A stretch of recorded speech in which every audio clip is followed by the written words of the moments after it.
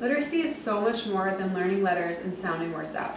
At least it has the potential to be. But in today's hyper-academic world, we tend to just jump right into measurable skill acquisition, right? We want to know how many letters your 3-year-old knows, and if they know their colors, and if they know their shapes, and if they don't, then maybe they just need more practice, more drilling, more explicit teaching, right?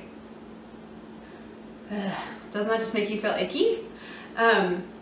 Nothing sends us into parental panic more than feeling like our children are behind, right? But let's just put all of that on the back burner and talk about a better way. There is such a better way. And if we do this right, if we do literacy education, teaching our children how to read right from the heart, then we get a whole host of positive benefits. Instead of just kids that know their letters and can sound words out, we'll get kids who, have really deep character. We can true up their moral compass when they're young so that they can make moral decisions when they are older. We can build really awesome parent-child relationships through this interaction. We can preserve and encourage our children's natural love of learning through literacy. Literacy has the potential to become such a powerful instrument for good in your child's life and in your own life if we do it right, if we do it intentionally. So the question is, how do we go about that, right? So we've developed three ideas that you should maybe give some thought to before you jump into teaching letters and spelling rules and things like that. So number one is that you need to become a person who loves to read yourself. How are you going to instill a love of literacy and learning in your children if you don't have that yourself, right? You cannot lead a child someplace you've never been. And that was totally true for me. I had read all of these things, but they were always things that someone else was making me read for school, right? I was out of grad school, but by the time I just read a book for fun, and I learned that I really do love reading, and everyone has a purpose and everyone has a mission in this life. And if you haven't discovered your own purpose, it's going to be really hard to help a child discover that, right? One, because they don't have a lot of models of adults in their lives that are really living their purpose. And you, as the most important and powerful mentor in their lives as their parent, you have the strongest influence, right? And so you need to be that model. We all need to be that model of someone who's actively living their purpose. That's what's going to make that attractive to your child and to be their example that they follow, right?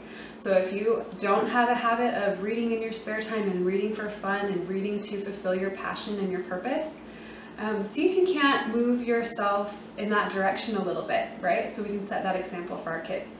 So that's number one, become a person who loves to read and sets that example. Along with that, reading in your spare time and letting your kids catch you do that is so powerful. Like if your kids always sneak out of bed and kind of like poke their head down the hall and kind of check out what you're doing, let them catch you reading, because then they'll know, like, oh, when adults have free time, what do? They read. And so when I'm an adult and I have free time, or even as a child modeling my adult mentors and parents, I'm going to read in my spare time. And if you can get a child to choose to read in their spare time, you have got it made academically, promise. So those things are huge. So number two is to have a culture of unconditional love in your home. So obviously we all love our kids, right? But we don't always express that love unconditionally. Even though our internal state of loving them hasn't really changed, we might express kind of displeasure or a lack of excitement if they're misbehaving or not performing well, right? Typically, if a child performs well, gets a good grade, scores a touchdown or whatever, we're really excited and we say, we're so proud of you. But then when they fail, they don't get that same response sometimes, so that can lead them to feel kind of afraid to try because they might fail. Does that make sense? So if we can create a culture in our homes where our kids feel so safe and so grounded in your love that they feel really free to fail, they're going to progress through literacy and through learning anything so much faster, because I mean, think about how many times you're going to have to fail to learn to read, right? And if every time you fail, you have a yucky feeling about how your mom feels about you, or she gets frustrated or something like that, that's really going to put a damper on your relationship and a damper on how you feel about reading, right? So we want to encourage something called a growth mindset. And we're going to talk more about this later, but in summary, a growth mindset is something you can help your child develop by the way you praise them. It's so simple and so easy to do. So just real quick, I won't go into all of the evidence behind this, but essentially, instead of just saying good job when they succeed, you want to praise their effort no matter what happens. So if they attempt something and they get the word wrong, or if they, fail in any way, you can say things like, oh, it makes me so happy when you try. Wow, I'm so proud of you. You can say things like, whoa, you really stayed focused. You didn't give up. That's amazing to me. Praise their effort, and then they'll want to try again, right? So your whole goal is to encourage them to just try again, even if they're not getting that right, even if they're not making rapid progress. Just the fact that they're trying again, they're going to get to that endpoint, right? They're going to achieve their goals if they just don't give up, right? So having a culture of unconditional love and building a growth mindset, it's kind of all wrapped up into one adorable heart-shaped ball, can really, really help when you try down the road to teach them their ABCs and 1, 2, 3s and things like that. So that's number 2, unconditional love. And then 3, and this is particular to learning to read and literacy, is that we need to be constantly warming these kids' hearts with stories. A child's heart learns through stories. And I've had the most miraculous change of heart over the past few years. I used to be robot Katie, and I didn't have a heart and didn't feel any empathy and didn't ever feel bad for anyone. And I didn't have a lot of joy and happiness in my life. And I've really just the past few years grown into that part of myself of being able to feel love and to feel compassion and to miss people and to be inspired by beauty. And my life has become so much fuller and so much more joyful because of that side of things.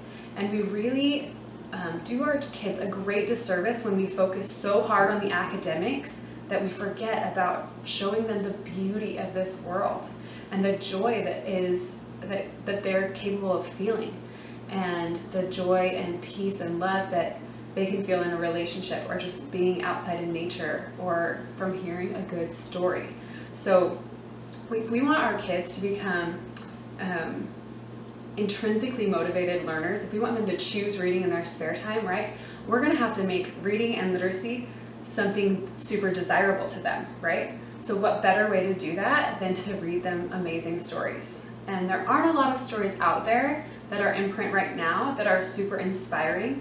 There are a lot of kids' books that are meant to be funny and goofy and loud, and they kind of portray kids as kind of silly and disobedient and hilarious, and kids are hilarious, don't get me wrong, but when you portray them, especially in art, as kind of goofy, they grow up to act goofy. They live into that expectation.